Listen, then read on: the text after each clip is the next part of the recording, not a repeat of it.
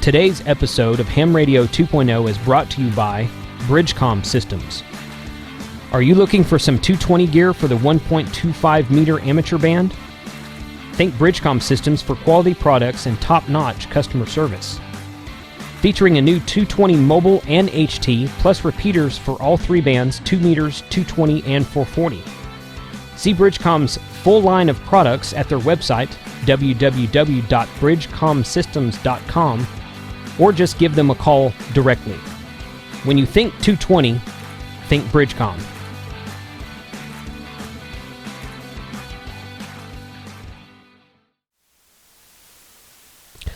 You know what I like best about fall, besides the cooler temperatures, because I live in Texas? Pumpkin beer. That's what I like best about fall. It's in a Guinness beer glass, but it's not Guinness, as you can tell. This is the Blue Moon Harvest Pumpkin Ale. So, if you like craft beer, technically, Blue Moon is not a craft beer, so all you connoisseurs out there, don't start writing me emails and saying, "Oh, Blue Moon, it's not really a craft." I know, it's not really a craft beer. That's true. It's a mass-produced beer. Craft beer has to be like an independent joint.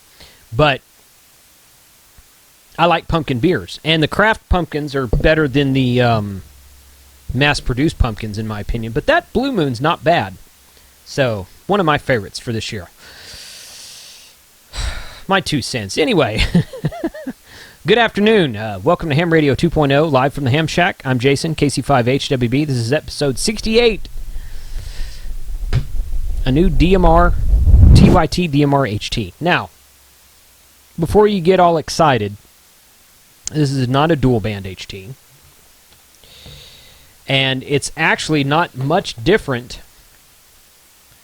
than the MD-398, 380, and 390. Now, it is a little bit taller than the MD-3, well, than both of them, really. It's got 2 big old knobs on the top of it. But this one is advertised to do 10 watts. 10 watts, and it's got the IP67 rated waterproof. I'm not going to dump mine in a bucket of water and leave it during IWCE only to watch it fail. I'm not going to do that. You go ahead. If you guys want to do that, hey, someone film it, send me the video, and I'll put it on my show. How's that? But I'm not going to do that. We're not going to test that today. But it's rated, it says it's MD-398, 10 watts, 400 to 470 megahertz right there. That's what it says on the back. So we're going to test that 10 watt theory. I do not have a TDMA meter, but you can turn it to analog and do a power output, so that's what we're going to do. Looks like it comes with, yep, it comes with the same style antennas that the MD-390 does, the longer whip and the what I would call a standard size antenna. It has a 2800 milliamp hour battery. I got this table set up here in case you hadn't noticed that yet, so I'm kind of doing an unboxing and an intro at the same time. Oh wait, check this out. One thing I noticed here, if I can, yeah, there it is. Okay, I didn't know if I could take that off by hand or not. This does not have your standard two-prong Kenwood connector on the side of it. This has a blade style connector on the side of it. What I call blade, it's like a Motorola Vertex standard type connector where it's got the flat panel on the side and it's got pins on it that go in here. Now they sent me a cable. I got a cable in here. And I believe, I dropped the little screw to it. I believe that it takes different software also. So we're going to find that out here in just a minute shortly. But it's definitely got a different plug, so your MD-380 and MD-390 cable will not work with this radio. And when I asked TYT about it, they said, this one's actually a little bit cheaper than what I thought it would be. It's cheaper than the other two. And I said, well, why is it so cheap? And they said it's a single time slot. So it's not true TDMA. It only transmits on a single time slot. Scientifically, I don't understand how that works. I don't understand how a TDMA can transmit on only one time slot at a time. I guess it just never unkeys and the protocols are the same. It never toggles back and forth between key up, key down, key up, key down like a TDMA system would, but then it's not technically TDMA. So, I don't know. So, and I said, well, which time slot is it? And they said time slot 0. I'm like, what the heck is time slot 0? And they're like, oh, that means time slot 1 is time slot 1. So if it's just time slot 1, which we're going to test that here shortly, if it's just time slot 1, that's no good, because most of the stuff I want to talk on is on time slot 2. Most of the stuff that Brandmeister talks on is on time slot 2. Now, granted, you Brandmeister guys who are all using hotspots at home, why the heck would you want a 10 watt HT anyway? I mean, there's no reason to have a 10 watt HT pumped into a hotspot that's in your home. I run my MD-398, I run my Motorola on 1 watt, on low power 1 watt. And I talk on my blue spot and my open spot, my blue stack and my open spot all over my house with no problem. I got a 2-story house, and it's upstairs. My hotspot's usually upstairs, and I'm walking around downstairs. I walk around outside in the front and the backyard, and I can talk on those hotspots however I want to. So on 1 watt.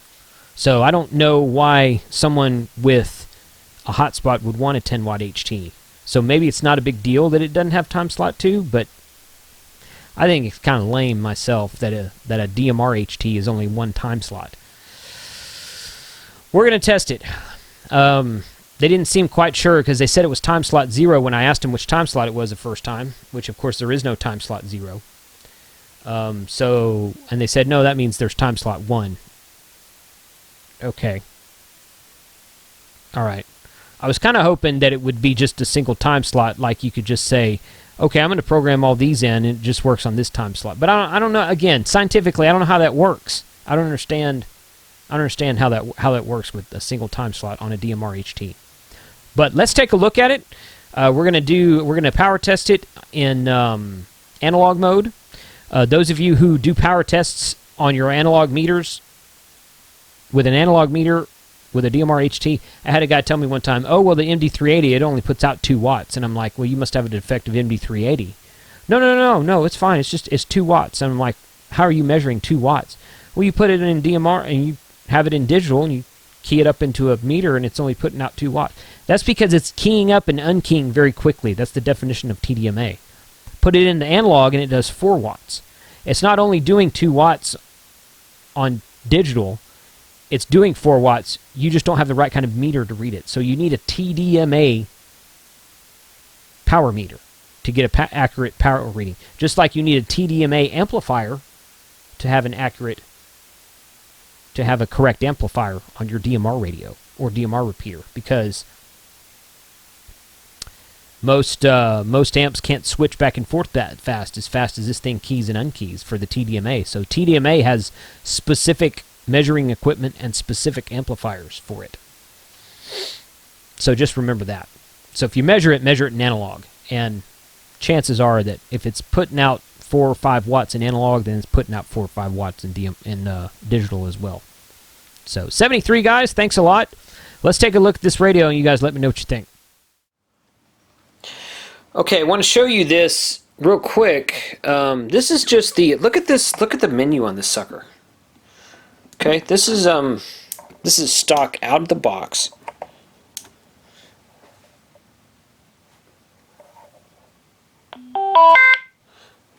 Motorola tone, of course. Look at that zone, the date, and the time. That's pretty sweet. I got to program this thing up. I haven't. This is like I said. This is stock out of the box. It is not any.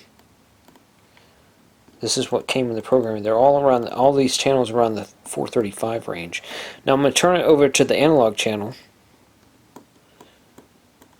which you can tell right there. It says A&A. That's analog. Right there it says DIG for digital, of course.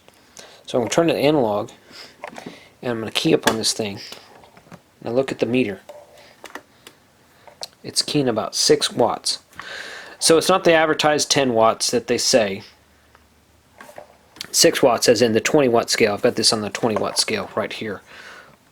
See the meter right here, and then the meter right here. So it's the middle the middle row right there. 20 watt scale. And this is going into a dummy load, so nobody send me an email saying, "Oh, you didn't ID it on it."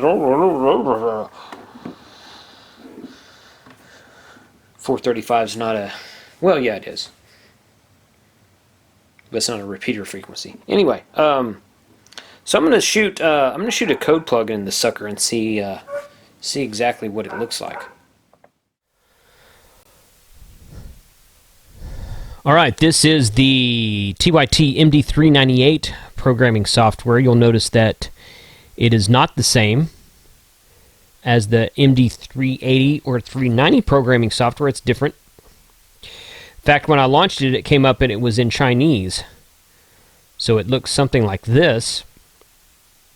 Basically, you just have to go through the menus. It's the S for settings. And find the only English word, which is English, and change it back. So this is similar to some other Chinese softwares I've seen, but it's definitely different than the MD-380 software that we're all used to. And this is a PGM file, not a... I think it's a... I forget what the RDT. It's an RDT file. The MD-380 saves as an RDT, Romeo Delta Tango file. So this saves as a Papa Golf Mike file. So you would go into digital channel here. Of course, name the channel whatever you want. You've got it. Select mode as digital or analog. Once you choose on analog, you can change the bandwidth to wide and narrow. But the drawback of the MD-398 radio, even though it's 10 watts, is that it is only one time slot, and in that time slot is slot 1, as I said a moment ago. So, why they made it slot 1 and not slot 2, I mean, they probably don't, realistically in China, they probably don't know the difference. I mean, they're like, one's just as good as the other. But for all you hotspot users, most of what you guys use is slot 2. Now, realistically, with a hotspot, you probably don't need a 10-watt radio anyway. In fact, I always turn my 5-watt radios down on low power when I'm talking into my Blue DV or my Shark RF hotspot. So it may not be relevant that you need 10 watts anyway. So, you know, for the price of this radio, it's probably worth it. But in reality, you know, get a 2-time slot radio, which is what DMR. One of the major things that makes DMR so great is that it's dual time slot, and you can talk into a repeater with 2 different conversations at the same time. Now, with hotspots, you don't have that extra time slot, but with a Brandmeister, for instance, or DMR Plus repeater, you have 2 time slots. So let's program up a channel real quick. I'm going to say this is a local. Let's just turn that off. This is a local analog 440 repeater, and I am going to program this up, and we're going to put this thing on a meter and see what it looks like. Receive, transmit, it's going to be 446.9 for a +5 offset. Transmit squelch is CTCSS. We're going to change it to 110.9. Just like that. Power is high because I want to see what it actually does on high power. And 441.9, and then save this file here.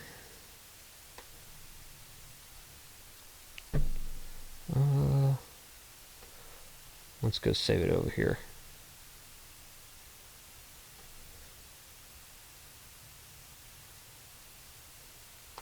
Hello. Computer. Computer, wake up, computer. Star Trek type.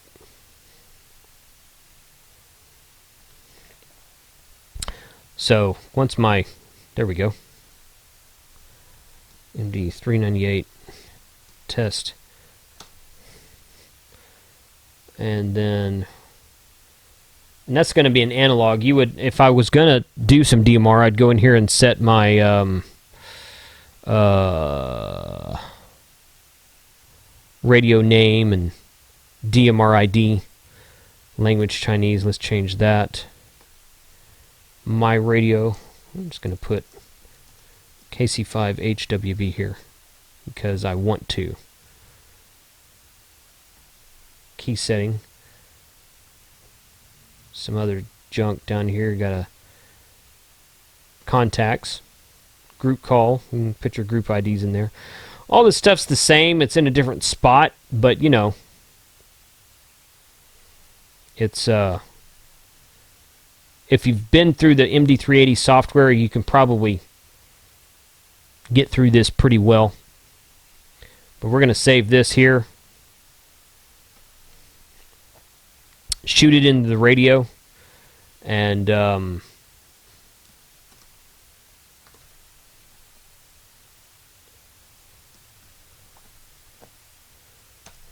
see what that looks like. Okay, I got real short here. This is that code plug that I just made. Let's zoom in here just a tad. And I've got an analog repeater on here. There's my analog repeater. 441.900. That's one of the UHF repeaters that's close to me here. So, KC5 HWB testing. There you go.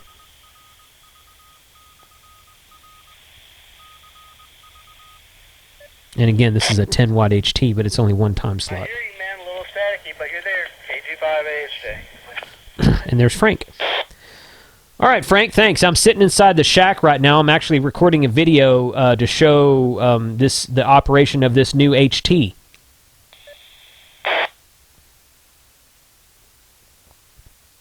That sounds fun, man. The first time I showed up in one of your videos, right? Yeah.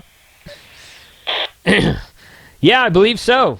I believe so. You were there at Field Day last year, but I don't remember if you made it into the video or not. But anyway, okay, man, I just wanted to do a demonstration on the air. I appreciate you coming back to me. Oh, man, and just remember, the DTT is push to think, not to talk. Push to think. All right, Frank, whatever you say. Thanks for coming back to me, dude. KG5AHJ from KC5HWB. So that's it. One thing I noticed in programming this thing, the menu's way different than the 380 is, which we talked about that earlier. But if you look here, there's no zone. If you get in, let's see. Do this in the camera. I'm kind of backwards right now. There are back menu. I hit the menu here. Oh, that's because it's on, okay. Go here. Okay. There. If we go into menu, like right there, then I can go up and down through my options in the menu. You got to dig down to get to the zones. I had to figure this out. I got to go to settings, which is here. And then I have to go down to setting. I think it's setting. Hold on, let me find it again. Yeah, setting again. So let me go back. So from this, you go to settings, and then you go to setting again the second time. And then you scroll down to zone, which is number 6 on that menu. And that's how you got to get to the zone to change your zone, which is dumb. It should be on the top menu like the MD-380 and 390 is, but it's not. It's not there. You got to dig down for it. So the best thing to do is put your zone on one of your hot buttons on the side. I put it on zone select on this top button. So it doesn't let you pick the zone, but every time you hit that button, it changes to the next zone. So I've got 3 zones in here right now. Oops, sorry. I didn't have it on the right screen. So this is zone 2. Let it focus.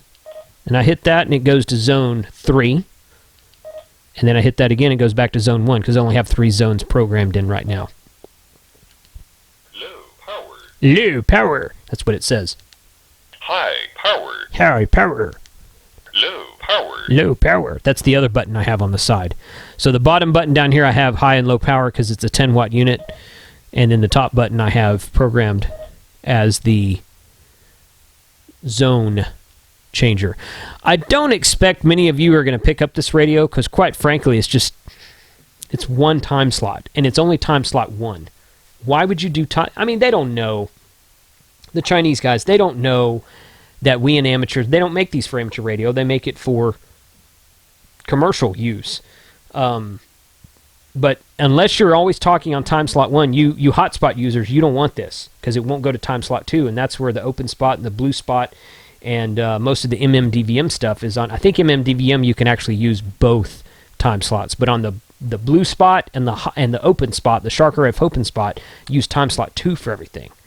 So you don't want a radio that won't go to time slot 2. This is not worth it for you. Anyway, that's my take on the MD-398. It does work well. It's very solid body, very solid there. It's got good sound. It's got the big screen like you're used to seeing from TYT. It's just and it's cheap. It's like $75 or $80 or something for the radio for a 10, and it's 10 watts. It is 10 watts. Well, as you saw earlier, it's not quite 10 watts. So if you go through the band a little bit, you're going to get a little bit higher output. So I was getting between 6 and 8 watts, something like that, I think it was. But that is the review of that radio. So if I was you, I'd stick to the MD-380. Maybe get an MD-390 if you want one that's a little bit more durable. So 73 guys, thank you for watching. Please subscribe to me on YouTube. I've got, at the time of this posting, I've got just over 3,100 subscribers, and that's growing quite a bit. So I'm looking forward to doing more videos for you guys out there. 73, everyone have a good weekend, and we will see you next Monday.